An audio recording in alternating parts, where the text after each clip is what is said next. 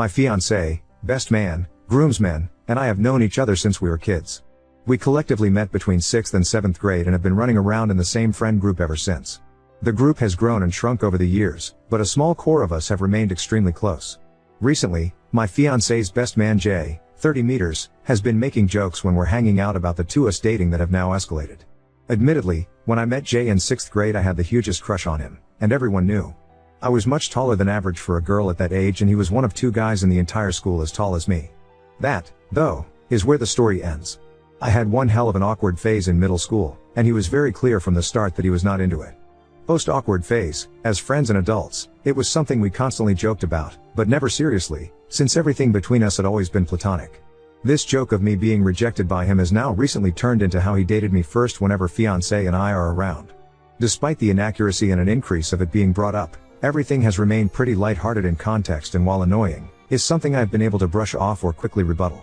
This escalated this weekend when 2 of fiancé's groomsmen were over hanging out with fiancé and I.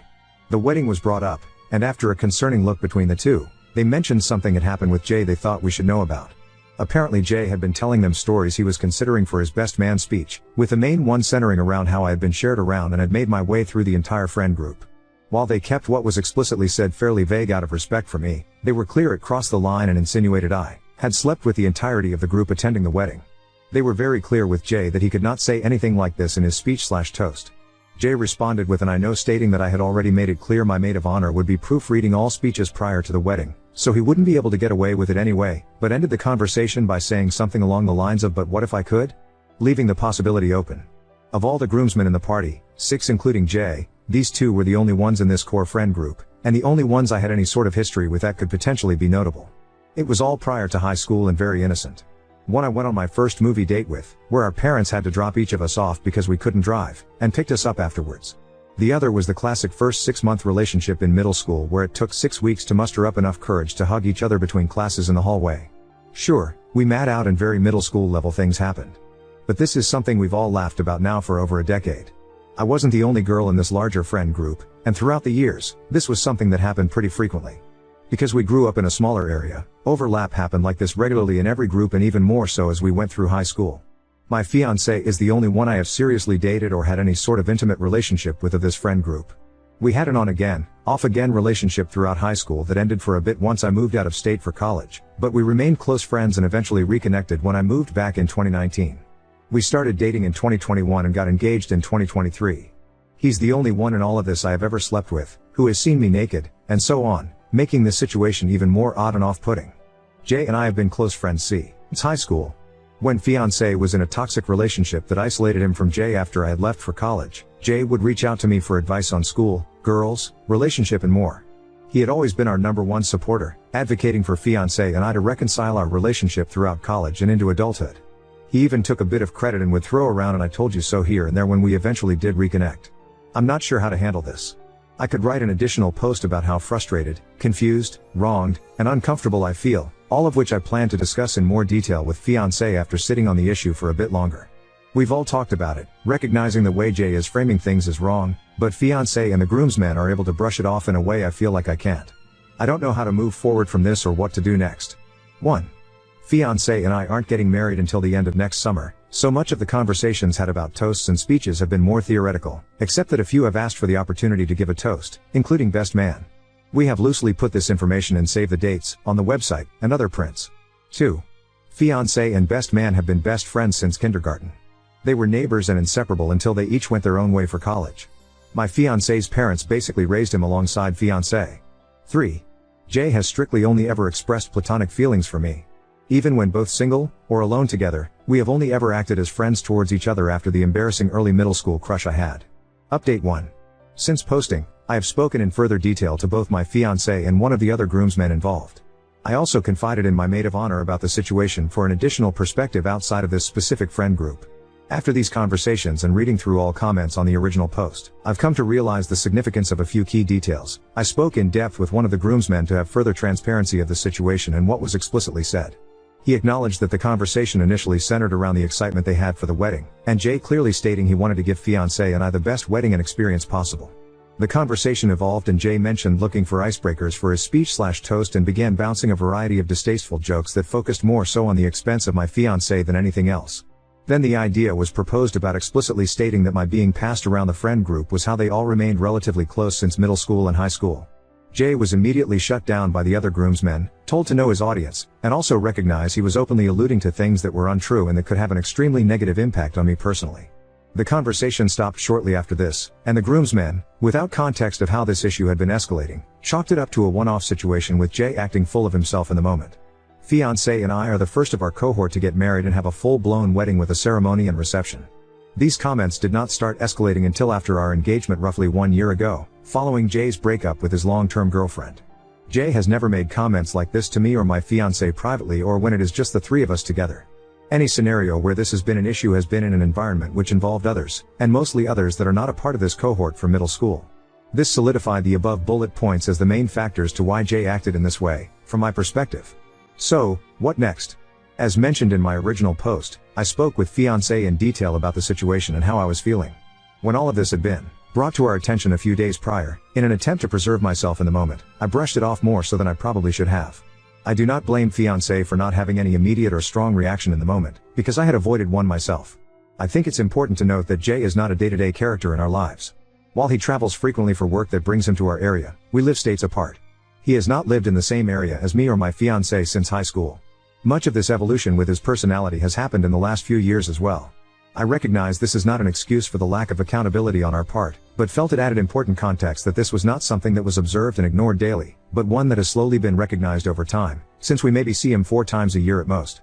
Fiancé was extremely open in conversation, immediately brought up having a conversation with Jay, but admitted to not viewing this as anything more than Jay just being Jay and that he was all talk. At this point, we had only discussed how Jay had continually escalated the situation and how uncomfortable I had now become from this. The lack of accountability fiancé had made for Jay's action definitely hurt, but then I recalled a commenter who had asked if I still considered Jay a friend because he actually was, or because that was how it has always been. To sum up what turned into a lengthier and much more productive conversation with fiancé, I told him that while I recognized his friendship with Jay was something that had always been a part of his life, I did not personally want to be friends with him anymore after this. I brought to fiancé's attention that while the scenario was explicitly about me, and attacking the integrity and character of a 12-year-old girl, every action or usage of the scenario was used against him to invalidate his accomplishments of getting married or make him come off as less than. I told fiancé it was up to him on how he handles his conversation with Jay, but regardless, the disrespect Jay had shown me in this was a clear statement of what he thought of our own personal friendship. I firmly believe it is not my place to force how my fiancé handles his own personal relationship with Jay in this. All of this was deeply taken to heart, and you could tell that fiancé had started coming to his own realizations as the conversation progressed. He recognized that if the roles were reversed, or if it had been any one of my bridesmaids slandering me in any way, he would be firmly advocating for me to reevaluate my friendship with them. Fiancé asked for a few days to stomach the information himself and reflect on what he wants to say to Jay. He asked if it would be acceptable for him to bring up that I no longer wanted to be friends with Jay personally, and I said yes. I was clear that if Jay wanted to talk with me following their conversation as well, it would need to be the three of us and not a personal conversation. I am still evaluating how to approach the speeches/toasts at our wedding. For now, I reserve the right with my fiancé to omit Jay from giving a speech and having my fiancé choose another groomsman to do so in his place, potentially canceling the speeches/toasts altogether, and if Jay is allowed to give a toast, telling the DJ to cut the mic if need be. All of which he agreed with. There is still plenty of time for the situation to develop, and for potential future updates, but I wanted to again thank those that emphasized the seriousness of this issue, gave their honest input and advice on how to handle the situation, and provided perspective on what they believe should be done next. When originally posting, I was still in a state of shock, trying to accept the situation as it had unfolded. Your responses constructively pushed me into the reality of what was happening, and what I was feeling. Update 2. I'm considering canceling our wedding and calling off our engagement over a pizza. Buckle up, because this is a long one. While the drama around my fiancé's best man has simmered, the deeper issues surrounding a lack of support have not. Apologies in advance for this not being centered around my finance's best man, not much has honestly changed. A conversation between them was had, much of which was my fiancé assuring him that things would blow over and accommodating Jay's stresses that it was only a joke. While my fiancé acknowledged what was said was wrong, the conversation wasn't to set boundaries. I eventually had to have my own conversation with Jay that my fiancé stood silently in the room for. I reached my breaking point 2 weeks ago. Following everything with his best man and a few other challenges we'd been facing, I tried putting my best foot forward these past 6 months. I sought out therapy to address the lack of support and anxiety I was feeling and have made intentional efforts to work on our relationship to ensure we were in a stronger place before committing to each other. In May, after some unexpected and startling health concerns requiring a need for an emergency room visit, my fiancé came clean to me about secretly canceling his health insurance in January without talking to or telling me. When I asked him why, he blamed the cost of the wedding being too expensive and wanting to save the $150 a month, taking no other accountability for his actions, outside of an apology. I have a small amount of experience in accounting and have budgeted the wedding down to the last dollar. This has included the consideration of inflation, and other potentials as well. In total, from the smallest decoration to the cost of a marriage certificate, everything comes down to around $22,000, all of which I have strategically budgeted for throughout our 2-year engagement. My parents have graciously given us $14,000 as well to help with the expenses, and I have personally taken on the price of my dress, wedding bands, and a slightly larger portion of the vendors. To put it simply, while it may not be as much as others, we have privilege. Not only was there no need for this cancellation, but I have yet to see any of that additional support for expenses. Regardless, in response, I took it upon myself to take more of the costs on and pursue a part-time job on top of my full-time position that earns roughly $70,000 a year. While it's not by a large margin, I do make the most between us individually, and have a larger responsibility in my daily work life with longer hours and a significant level of expected travel as a result. The choice to take on a part-time role was not one of want, but of desire to ease the burden he was feeling. I started a role reviewing blogs, essays, resumes, and other forms of writing in July, and our relationship quickly unraveled. Because I commute, I typically arrive home 3 hours after my fiancé. After arriving, I would immediately have to hop on my laptop and review writings for the next 2 hours or so to stay on top of my quota. I tried my best to make a routine out of it, so we would have intentional time together once I finished each night.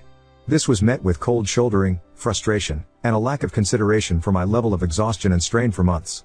Anytime I asked him to choose a show to watch or decide on dinner while he usually does cook because I get home so much later, while I revised, I was met with scoffs and accusations that I no longer cared to tend to our relationship.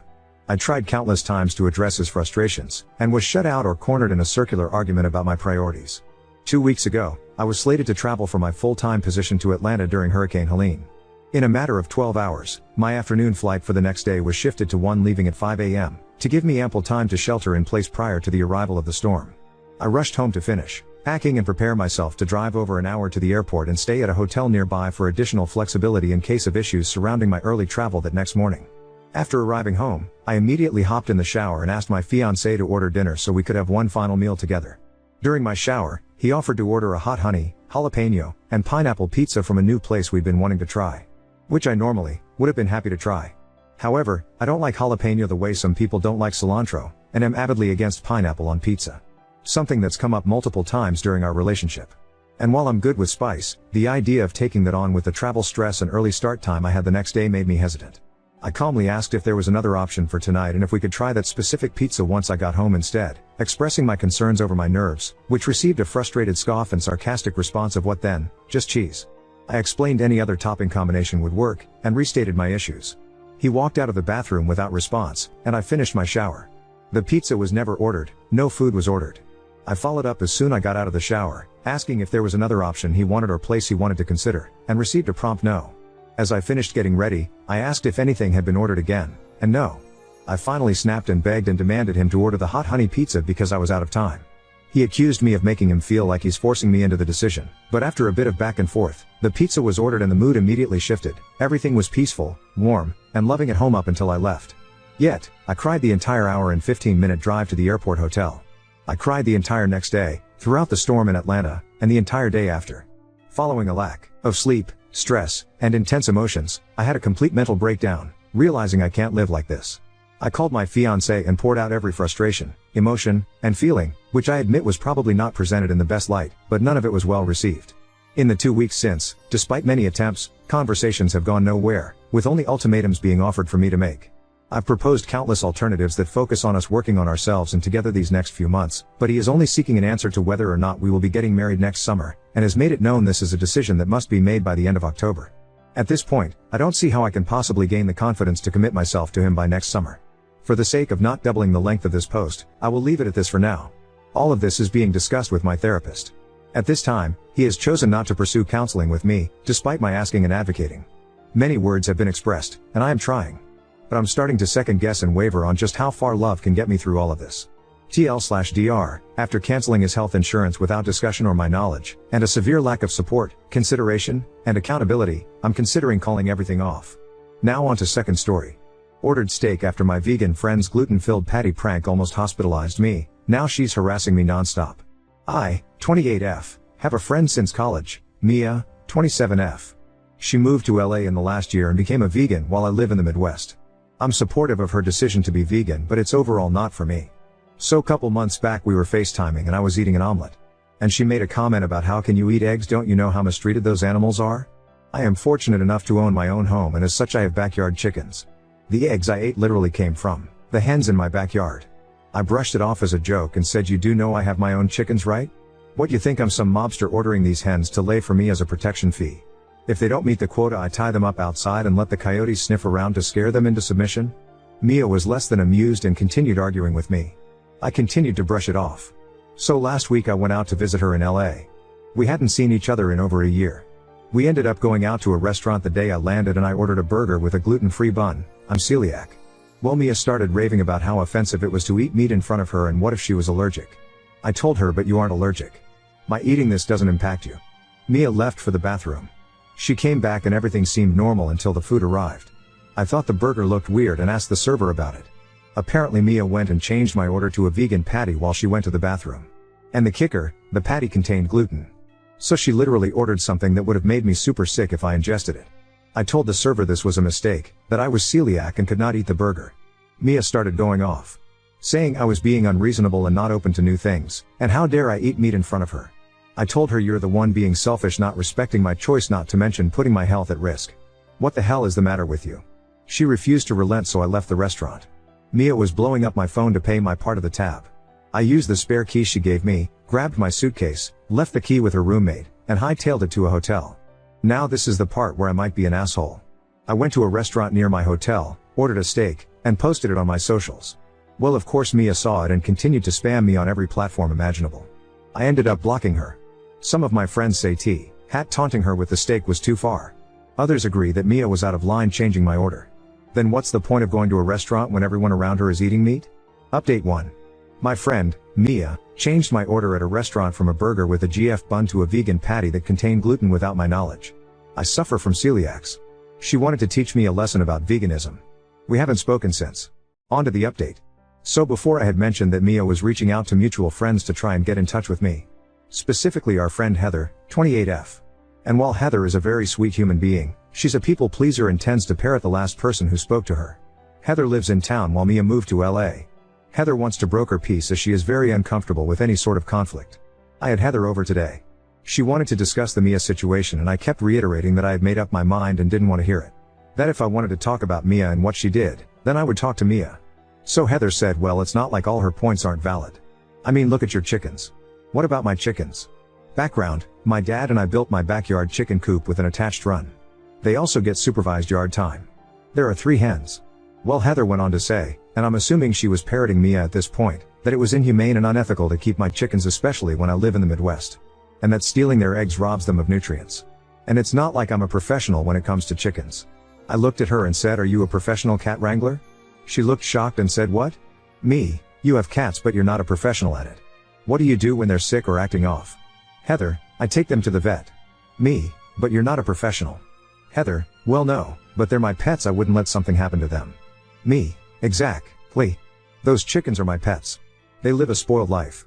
Heather looked away and said, well, Mia said she was gonna report you for animal abuse. I took Heather outside to see the coop. All 3 of my girls ran up. I showed her around and asked her if this looked like abuse. She said no. I showed her the meals that the chickens are fed. I explained how I ensure the girls get their nutrients and how I put together their meals. I looked at her and said, what you talk about with Mia is your business. I would hope that you know me and trust me well enough to see that I don't torture my animals. But if you have doubts, I will show you around. I will not be discussing Mia with you any further. I made the choice to go no contact. That doesn't mean you have to take a side or fix things between us. Heather ended up apologizing and saying how Mia sounded so confident in what she was saying that she believed it without a second thought. I ended up feeling so exhausted and still haunted by the ghost of Mia. I don't know how serious she is about reporting me for animal abuse, but there's nothing abusive going on here. I hope she's just spitting venom hoping that something will get me to unblock her. I can't believe this is the same woman who used to hold my hair in college. And I'm starting to question the level of investment I want with Heather.